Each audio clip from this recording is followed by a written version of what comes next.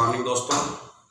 जैसा कि हम लोग पिछले लेक्चर पे डिस्कस कर रहे थे दोस्तों, उस लेक्चर को आगे बढ़ाते हुए अगला लेक्चर हमारा क्या है, लेक्चर नंबर 10 होगा। आप एक बार चेक कर लेना, लेक्चर नंबर 10 होगा दोस्तों। और लेक्चर नंबर 10 का हेडिंग है electrolysis and criteria for product formation दोस्तों। यह आज की हेडिंग है, electrolysis and criteria for product formation. इस हेडिंग को हम लोग डिस्कस करेंगे। तो जब दोस्तों इस हेडिंग को डिस्कस करने के पहले जानते हैं कि इलेक्ट्रोलाइसिस क्या है। इलेक्ट्रोलाइसिस क्या है? The process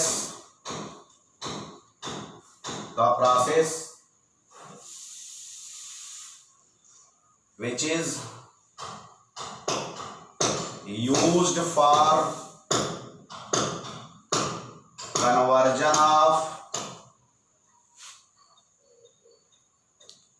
is used for conversion of chemical energy into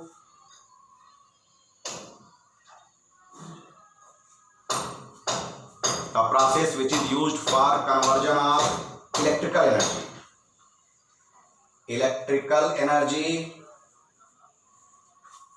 into chemical energy। Again बोल दो दोस्तों, the process which is used for conversion of electrical energy into chemical energy in electrolytic cell through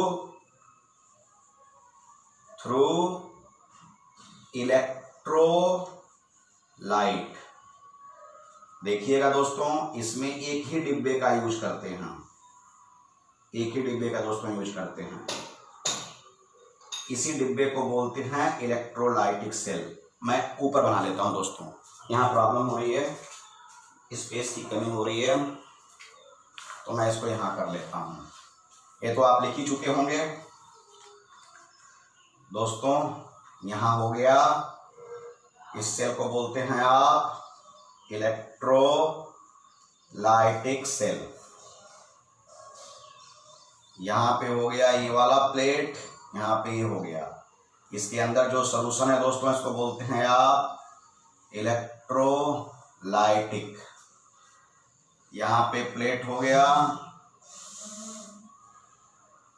plate दोस्तों, anode positive plate. और यहाँ क्या हो गया, cathode negative plate. दोस्तों पीछे वाले सेल में हम लोग जब पढ़ रहे थे तो एनोड निगेटिव था, कैथोड पॉजिटिव था, लेकिन यहाँ क्या है, इलेक्ट्रोलाइटिक सेल ये है दोस्तों। और यह बैटरी है, यहाँ एनोड पॉजिटिव है, कैथोड निगेटिव। एनोड पे दोस्तों क्या होता था पिछले वाले में, ऑक्सीडेशन। वही प्रोसेस है, यहाँ क्या होता है, जैसा कि रिडक्शन। चलिए दोस्तों, तो हम लोग इन चीजों की बात कर लिए। अब क्या है, mechanism of electrolysis. Mechanism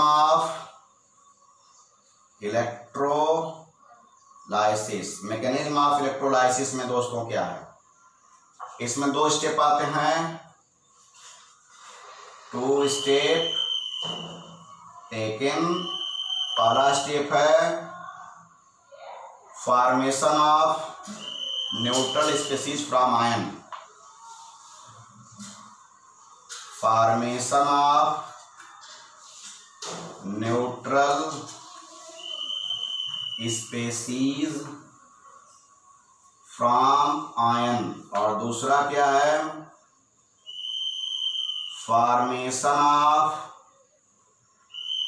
final product. चलो दोस्तों इसको एग्जाम्पल से समझते हैं। अब दोस्तों एक है सॉल्यूशन ऑफ NaCl है। पहले आपने तोड़ा, NaCl जो बना हुआ है Na+Cl-। तो पहला स्टेप क्या है, एनोड। एनोड को किस प्लेट के रूप में जानते हैं, पॉजिटिव प्लेट के रूप में। तो पहले हम कैथोड लिखते हैं, अच्छा लगेगा मुझे। यह कैथोड है जो कि निगेटिव प्लेट है दोस्तों। निगेटिव पे क्या आएगा, सोडियम, जो कि पॉजिटिव है। तो निगेटिव पे सोडियम आयंस आ गया, इसका मतलब एक इलेक्ट्रॉन इसमें से जोड़ेंगे, प्लस है एक इलेक्ट्रॉन जोड़ेंगे, तो प्लस और एक इलेक्ट्रॉन मिलकर के न्यूट्रल हो जाएगा। तो न्यूट्रल आपने क्या लिखा था, फॉर्मेशन ऑफ न्यूट्रल स्पीशीज। दोस्तों ये तो हो गया आपका कैथोड। उसी तरह से जब एनोड होगा जो कि पॉजिटिव प्लेट है, पॉजिटिव प्लेट पे आपका निगेटिव जाएगा, क्योंकि प्लेट पॉजिटिव है, निगेटिव जाएगा। तो न्यूट्रल करने एक इलेक्ट्रॉन ज़्यादा है तो निकाल दीजिए, इसमें से न्यूट्रल कर दिया आपने, फॉर्मेशन ऑफ न्यूट्रल स्पीशीज। दूसरा क्या दिया है, फॉर्मेशन ऑफ फाइनल प्रोडक्ट। तो आपने न्यूट्रल में क्या बनाया, Cl बना, और जब दो Cl आपस में मिलेंगे तो क्या बनेगा, Cl2। तो यह तो स्टेप 1 था दोस्तों, यह 1 था, स्टेप 1 था। और जो आपने ये बना लिया वह दोस्तों क्या हो गया, स्टेप 2 हो गया। तो इस प्रकार से आपको मैं समझा दिया इसका मैकेनिज्म, और मैकेनिज्म को आपने ध्यान से देख लिया कैसे बना हुआ है यह मैकेनिज्म। तो दोस्तों ये तो था। हाँ, अब अगली हेडिंग आपका दिया है product formation, criteria for product formation. Criteria for product formation. इसमें जानने के लिए कुछ चीज़ों को जानना बहुत जरूरी है दोस्तों। पहला क्या है, क्राइटेरिया फॉर प्रोडक्ट फॉर्मेशन में एक एग्जाम्पल से पूरे क्राइटेरिया को समझाते हैं।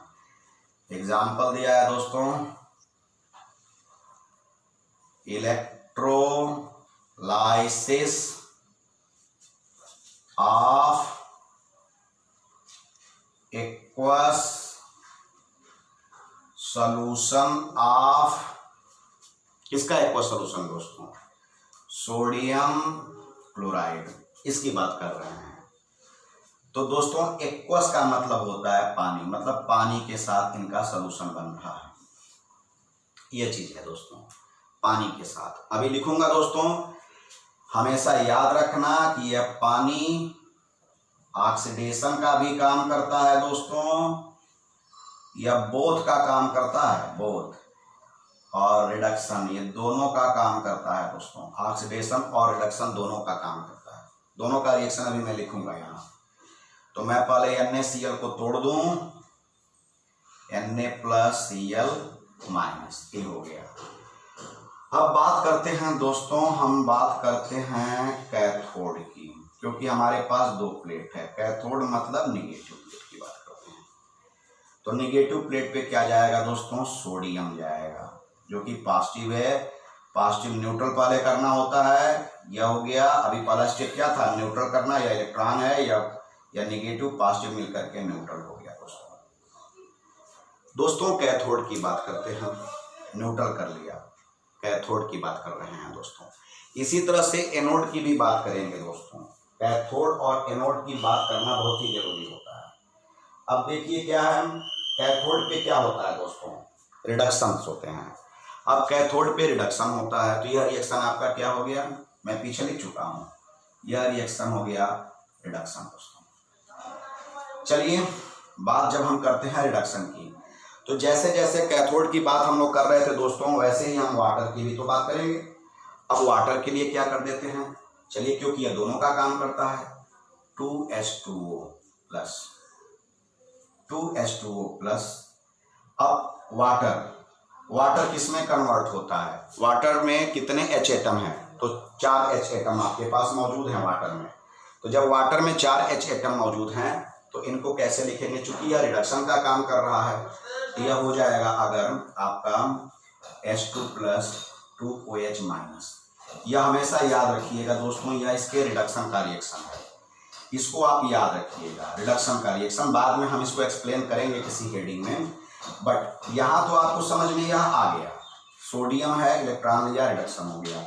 लेकिन यहाँ आपको कैसे समझ में आया कि वाटर, तो मैं बोला हूँ कि वाटर ऑक्सीडेशन और रिडक्शन दोनों का काम करता है। तो जब दोस्तों ऑक्सीडेशन और रिडक्शन का काम करेगा और कैथोड पे रिडक्शन होता है, तो 2H2O में 2 इलेक्ट्रॉन जोड़ करके आपने रिडक्शन कर दिया। दोस्तों यह कैथोड के रिडक्शन का रिएक्शन है, जिसको ध्यान पे आप रखिएगा, यह रिडक्शन है दोस्तों, कैथोड के रिडक्शन का। हाँ दोस्तों, यहाँ एक चीज बता दूं कि इसका दिया हुआ है EMF -2.71 वोल्ट और इसका EMF दिया हुआ होता है दोस्तों -0.83 वोल्ट। यही EMF बहुत काम का होता है दोस्तों। यहाँ कैथोड का था। अब बात करते हैं एनोड की। एनोड मतलब पॉजिटिव प्लेट।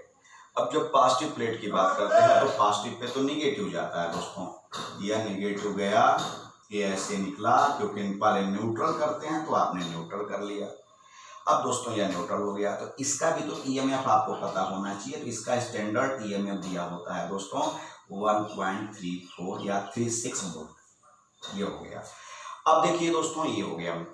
फिर वाटर के साथ है क्या आपने लिखा है, electrolysis of aqueous solution of NaCl। तो कैथोड पे Na गया, वाटर गया, क्योंकि वाटर दोनों का काम करेगा। उसी तरह से एनोड पे Cl- गया, अब फिर वाटर जाएगा, क्योंकि वाटर ऑक्सीडेशन का भी काम करेगा। तो अब ऑक्सीडेशन करेंगे वाटर का दोस्तों, तो ये हो गया ऐसे 12O2 + 2H+ + 2 इलेक्ट्रॉन। यह भी दोस्तों ये क्या है, ऑक्सीडेशन है, ऑक्सीडेशन है, और यहाँ भी ऑक्सीडेशन है। शॉर्टकट लिख रहा हूँ, ऑक्सीडेशन है दोस्तों। इसका भी EMF दिया होगा क्वेश्चन में आपको 1.23। वैसे याद रखिएगा, ये सब याद करना पड़ता है दोस्तों। चलिए पुनः समझा दूं। वर्ड है aqueous solution of sodium chloride. Aqueous solution of sodium chloride. Aqueous मतलब इसमें वाटर भी है और सोडियम क्लोराइड भी है। तो सोडियम क्लोराइड Na+Cl- और वाटर दोनों का काम करेगा। कैथोड पे रिडक्शन होता है, तो रिडक्शन में जब Na+ गया, एक तो Na+ का रिएक्शन बना और दूसरा किसका बना, वाटर का बना। एनोड पे आएंगे, एनोड पे पॉजिटिव प्लेट है, तो वहां Cl- जाएगा, तो एक Cl- का बना और फिर वाटर का बनेगा, क्योंकि वाटर दोनों का काम करता है। और एनोड पे ऑक्सीडेशन होता है, कैथोड पे रिडक्शन। ये मैंने आपको यहाँ पे समझा दिया। तो दोस्तों प्रोडक्ट फॉर्मेशन अभी फंसा हुआ है कि प्रोडक्ट कैसे बनेगा, प्रोडक्ट को हमको जानना है। तो अब कैसे प्रोडक्ट बनेगा, देखिए दोस्तों, यहाँ कैथोड और एनोड का रिएक्शन हुआ, लेकिन इनमें से कोई एक ही कैथोड पे जाना है। इनमें से किसी एक ही को कैथोड पे जाना है। जाने के लिए तो यहाँ 2 लोग मिले, यहाँ भी जाने के लिए 2 लोग मिले एनोड पे, लेकिन प्लेट तो एक ही है, कैथोड प्लेट एक है, तो इनमें से कोई एक ही जाना है। उसी तरह से एनोड प्लेट है, तो इनमें से कोई एक ही जाना है। तो दोस्तों इसी के जस्ट आगे मैं इसी हेडिंग के अंतर्गत छोटा नोट लिखता हूँ। छोटा नोट इसी क्वेश्चन में, इसी हेडिंग में बहुत इंपॉर्टेंट नोट है दोस्तों। For reduction process the element या ion for reduction process which have higher value of standard reduction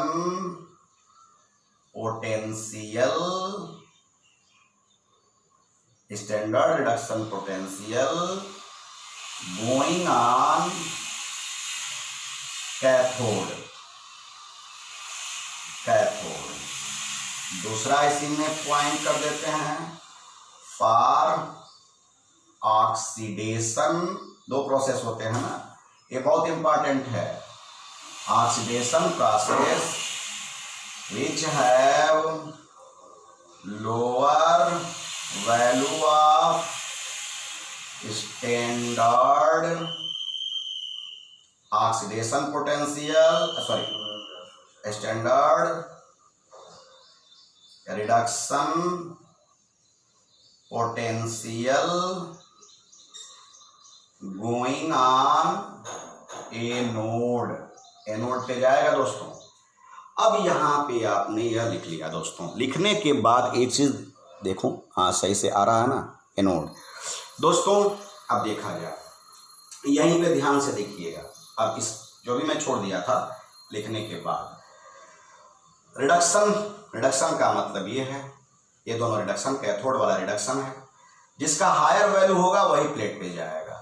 तो इसमें देखिए यह -2.71 वोल्ट है और यह कितना है, 0.83 वोल्ट है। तो दोस्तों किसका हायर है, ये दोनों माइनस में है, लेकिन कम माइनस में कौन है, वाटर वाला। ये वाटर वाला दोस्तों, ये वाला कम माइनस में है। जब कम माइनस में है मतलब ज्यादा प्लस हो गया, जब ज्यादा प्लस हो गया इसका मतलब इसकी वैल्यू ज्यादा हो गई।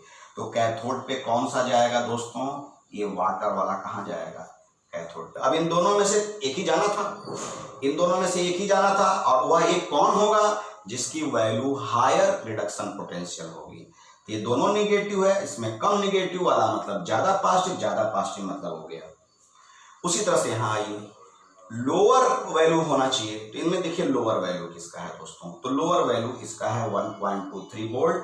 तो जाना चाहिए 1.23, जाना चाहिए, इसको जाना चाहिए दोस्तों। अब आते हैं, इसको लिख लिया, अब मैं समझाने जा रहा हूं इसके आगे।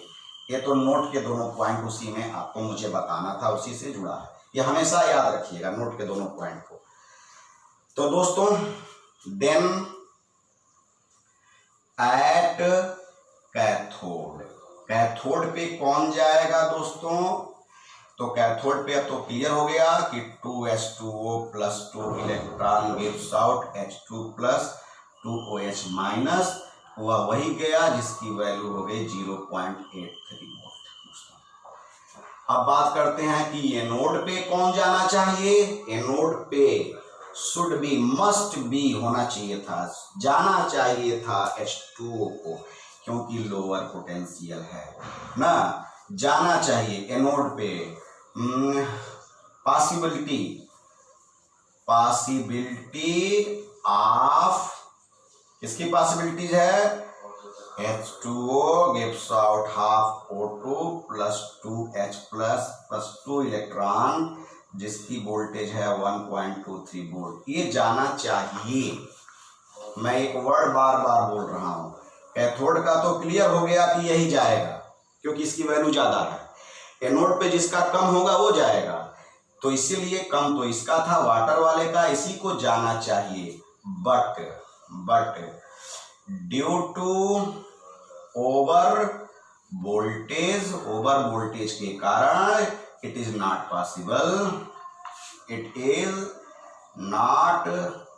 पॉसिबल, यह पॉसिबल नहीं होता है। And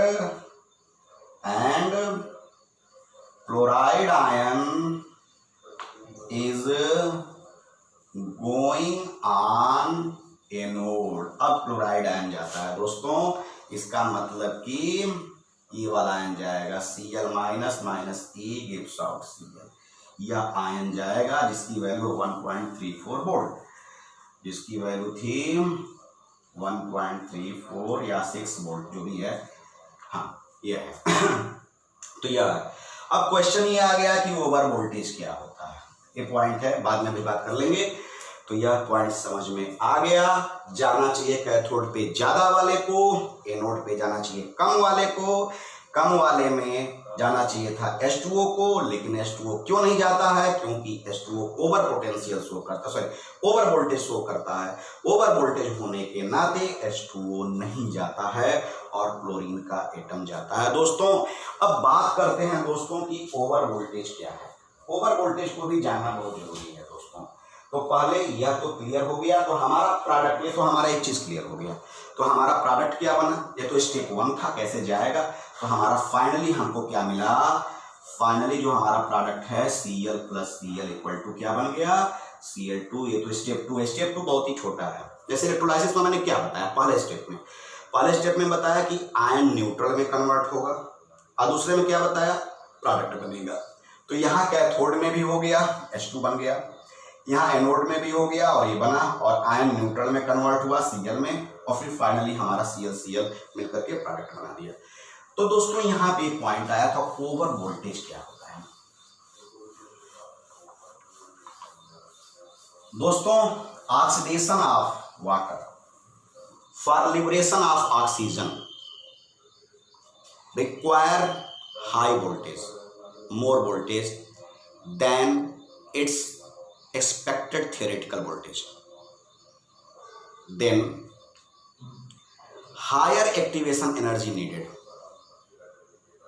Then energy barrier created. To overcome these energy barrier, over voltage supplied, extra voltage supply. मतलब क्या हुआ, difference of required extra voltage and theoretical extra voltage is known as over voltage. देखिए मैं पुनः बता दूं, लिख दूं यहाँ ओवर वोल्टेज को, बहुत ही डिटेल में लिख रहा हूं। Over voltage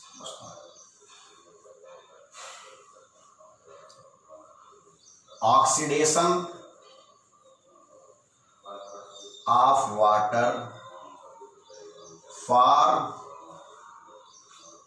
liberation of oxygen liberate होगा इसके ऑक्सीडेशन में,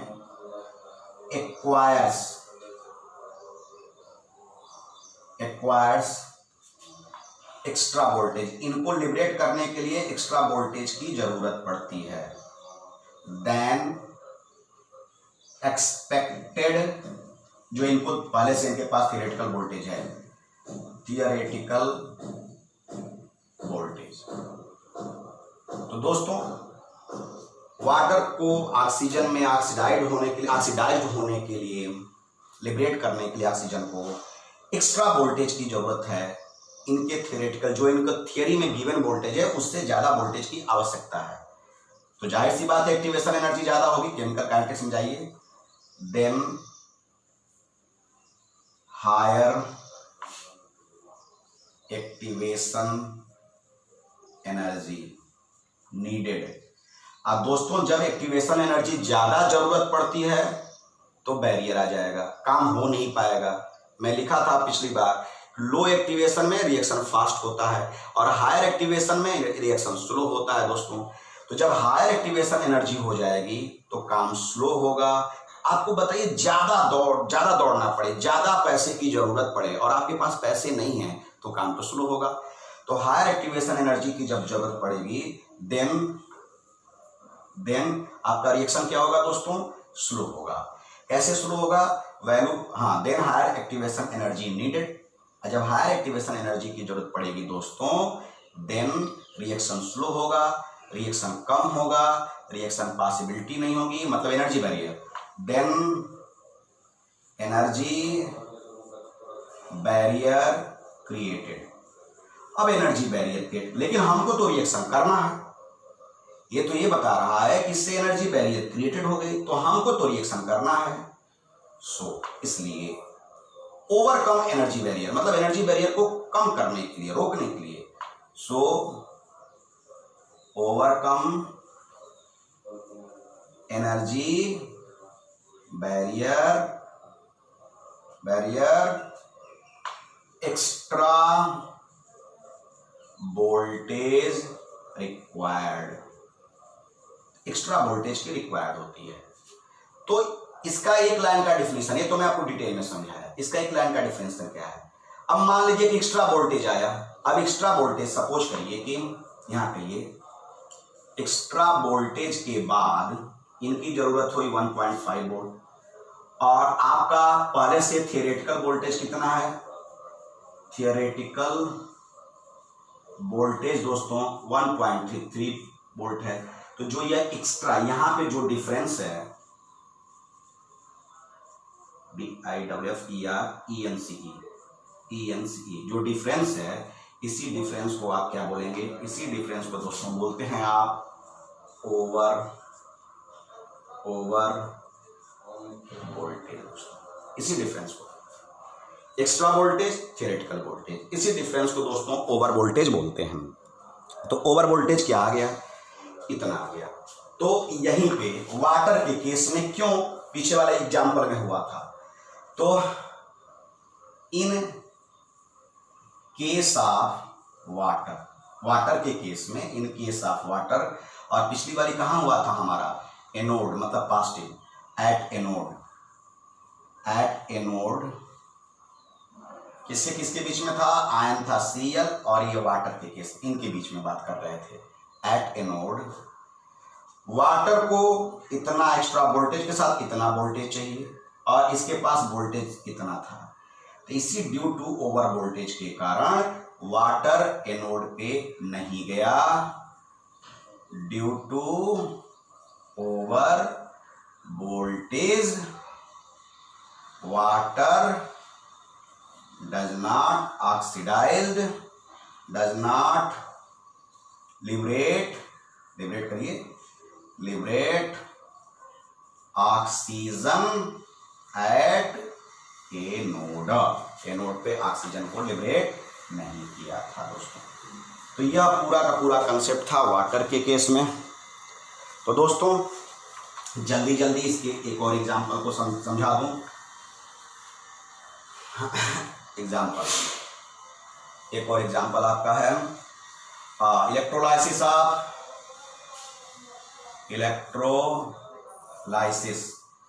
electrolysis of copper sulphate solution using platinum electrode. तो दोस्तों electrolysis of copper sulphate solution using platinum electrode की बात हो रही है। अब इसको देखा जाए, एक्वस यहां कर दें, aqueous copper electrolysis of aqueous copper sulphate solution using platinum electrode. तो दोस्तों पहले आप इसको तोड़ेंगे, Cu+2SO4-2, फिर वाटर की बात करेंगे। वाटर को दो फार्म में लिखेंगे, कैथोड और एनोड में। तो पहले हम डायरेक्टली कैथोड पे लिखना शुरू कर दें। कैथोड मतलब निगेटिव प्लेट, तो निगेटिव प्लेट पे Cu जाएगा जो कि 2 इलेक्ट्रॉन लेकर के Cu में कन्वर्ट होगा। उसी तरह से निगेटिव प्लेट था 2s2o, 2 इलेक्ट्रॉन लेकर के आपका पीछे अब मैं बता चुका हूं, यह हो गया। कैथोड मतलब क्या होता है यहाँ पे दोस्तों, आर फॉर रिडक्शन, कैथोड पे, ठीक है ना, ये रिडक्शन हो गया। आप रिड्यूस ऐसे समझिएगा, रिडक्शन हो गया। इसका ईएमएफ क्वेश्चन में दिया हुआ है दोस्तों, देगा, आप याद रखना, नहीं दिया तो भी। और इसका भी मैं लिखा था -0.83 वोल्ट। अब आइए एनोड की बात करते हैं। एनोड मतलब पॉजिटिव प्लेट। पॉजिटिव प्लेट पे एक तो सल्फेट जाएगा और दूसरा क्या जाएगा, वाटर जाएगा दोस्तों। तो जब वाटर गया ये हो गया हाफ O2 में कन्वर्ट हो गया, 2H++2 इलेक्ट्रॉन हो गया दोस्तों, इस तरह से। तो दोस्तों अब इस पे आते हैं 2H2O। इसका मैंने आपको पीछे लिखा हुआ था, इसका ही हमें कितना लिखा था, 1.23 वोल्ट। हाँ दोस्तों ये तो मैं रिएक्शन लिखना भूल गया, 2 इलेक्ट्रॉन। अब दोस्तों इसका ईएमएफ आप लिख दीजिए 2.0 वोल्ट। अब देखिए कौन जाएगा, दोनों है, इन्हीं दोनों में से कोई एक जाएगा। कैथोड पे वही जाता है जिसका ईएमएफ ज़्यादा होता है। तो यह 0.34 है, या माइनस में है या प्लस में है, तो कैथोड पे कौन जाएगा, ये वाला जाएगा।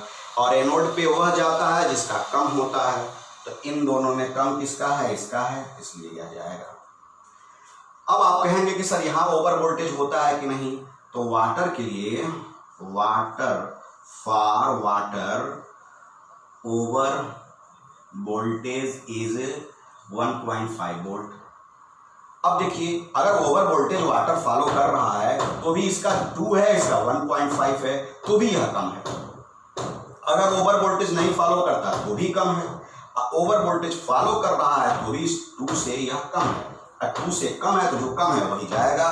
तो अब दोस्तों कौन कौन गया, तो अब हो गया, अब लिखिए डिटेल में, एट कैथोड, कैथोड मतलब निगेटिव प्लेट, निगेटिव प्लेट पे गया कौन, Cu+2 electron gives out Cu, और हो गया एट एनोड, एनोड मतलब पॉजिटिव प्लेट। अब पॉजिटिव प्लेट पे कौन गया दोस्तों, 2s2O gives out half O2 + 2H + 2 electron.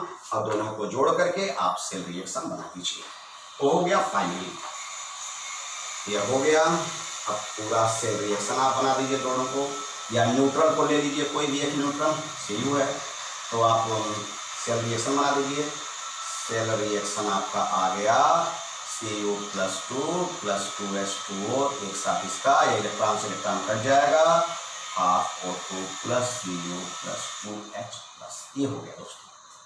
यह किसके लिए आपने पढ़ा, इसके लिए पढ़ा। एक और एग्जांपल बता देते हैं दोस्तों, वीडियो तो मेरा बड़ा होता जा रहा है लेकिन क्या करूं, क्योंकि मैं चाहता हूं डिटेल में आप पढ़ें।